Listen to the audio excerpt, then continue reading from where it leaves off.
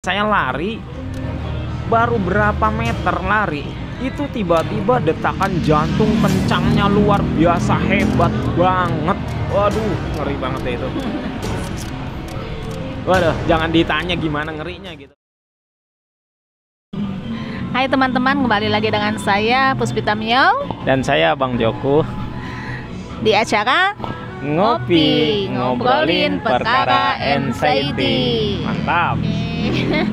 Oke teman-teman, nah saat ini kita akan coba ngebahas nih, pengen tahu deh ceritanya dari Bang Joko. Cerita apa nih? Cerita gimana sih dulu bisa terkena anxiety gitu loh. Terus tentu saja mungkin nanti ada diselipin tips dan solusinya ya buat teman-teman. Waduh, harus ngomongin anxiety nih, kayak nggak ada cerita lain aja ya teman-teman.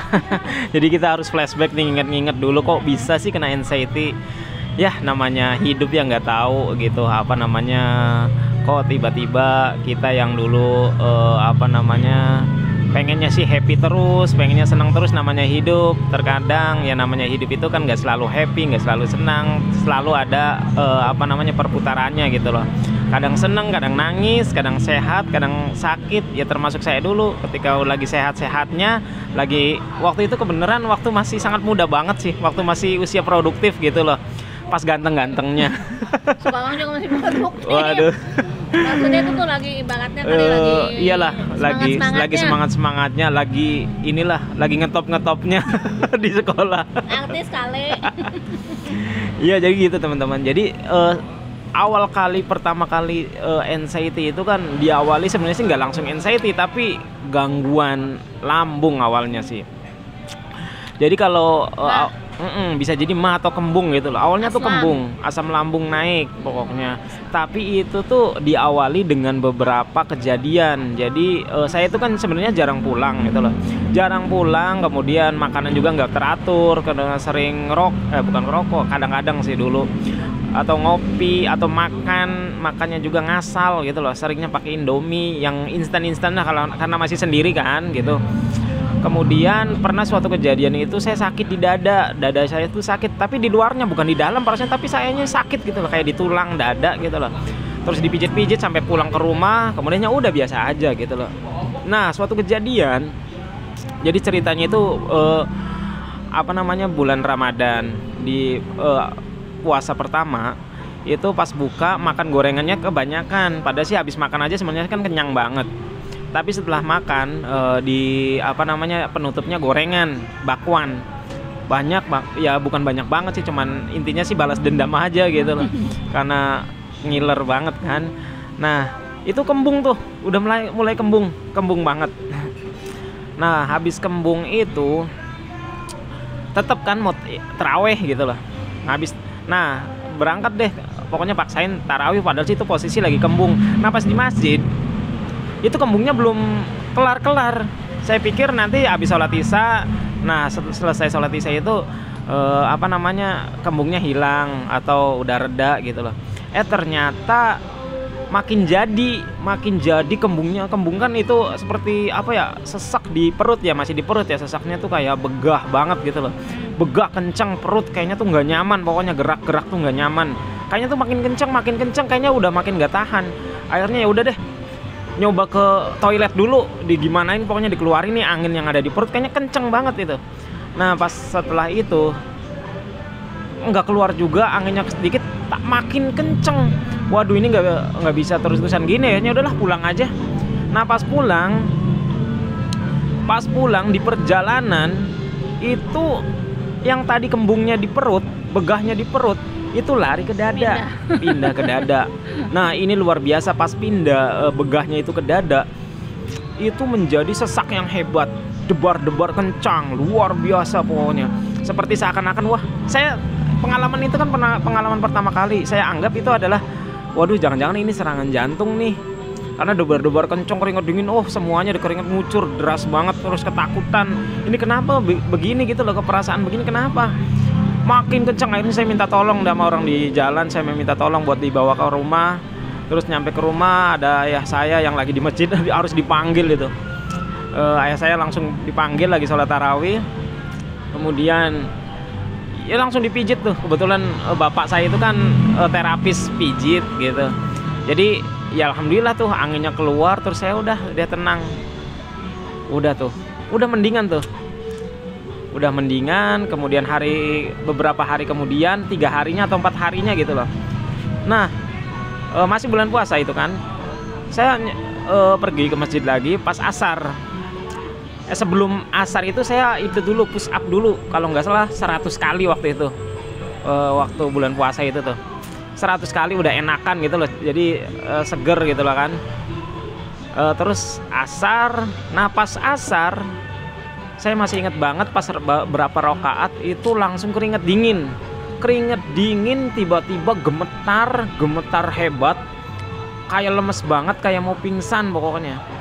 Dari situ langsung deh saya juga minta pertolongan waktu itu, tapi masih bisa pulang sendiri gitu.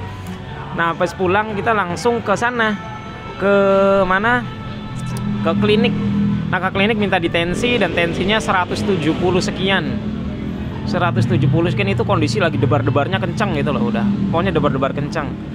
Nah dari situ tuh awal mula trauma kali ya, karena dari situ kok jadinya takut ngalamin hal yang tadi lagi gitu loh. Takut tuh mulai deh sedikit-dikit mulai takut. Kayaknya tuh kalau mau pergi kemana-mana, tuh tiba-tiba kayaknya tuh nyeri atau deg-degan gitu loh. Nah tapi masih bisa kemana-mana gitu loh, cuman masih ada anggapan sedikit kayaknya saya punya jantungnya lemah. Nah dari situ tuh kayaknya jantung saya lemah nih, memvonis diri sendiri. Nah itu. Nah selanjutnya waktu itu ibu kebetulan dirawat lagi ke rumah sakit. Akhirnya saya ikut ke rumah sakit. Di sana sempet kambuh juga kalau nggak salah, tapi langsung dipijit oleh bapak. Nah karena saya merasa lemah, jantung saya ngerasanya aduh harus olahraga nih, harus digiatin olahraga lagi, pikir saya waktu itu. Nah besok paginya pas saya pulang dari rumah sakit nganter ibu kan, nah pas dipulang itu saya mau olahraga, pokoknya pagi saya harus lari pokoknya. Nah pagi tuh lari tuh di belakang rumah saudara, kebetulan di rumah saudara itu ada sawah ya, lumayan luas gitu loh. Nah saya lari, baru berapa meter lari itu tiba-tiba detakan jantung kencangnya luar biasa, hebat banget. Waduh ngeri banget deh itu. Waduh jangan ditanya gimana ngerinya gitu loh, karena itu pengalaman pertama, mungkin pertama kali juga, karena sebelumnya pernah debar-debar itu bukan karena lari, ini karena lari gitu loh waktu itu. Karena lari kencang banget, ngeri banget. Akhirnya saya sampai tarik napas, curi-curi oksigen. Saya mikirnya lagi kena efek keyakinan, wah saya kena serangan jantung nih. Akhirnya dari situ setelah saya tarik napas bolak-balik, saya nenangin diri, alhamdulillah nggak kenapa-napa. Akhirnya lemas. Kemudian saya browsing tuh, salah saya juga tuh, browsing mengenai mencocokkan penyakit jantung. Akhirnya dari situ gerak sedikit kambuh, sedikit debar-debar, sedikit kayaknya tuh sesak. Nah itu dah, dari situ mulai awal pertama kali atau ngalamin anxiety, jadinya cemas tuh setiap hari ngitungin detak jantung terus. Nah kemudian ya itulah awalnya. Bisa jadi dipupuk sebelumnya, bisa jadi kan kalau kita ngelihat dari serangkaian cerita tadi, wah itu jangan-jangan asam lambungnya yang tinggi karena ada pola makan atau gaya hidup yang ini. Enggak sih, kalau saya lihat-lihat bisa aja itu dari stres yang menumpuk saya ketika kerja, atau dari kekecewaan kepada orang lain yang begitu mendalam gitu loh, sekecewa itu gitu loh.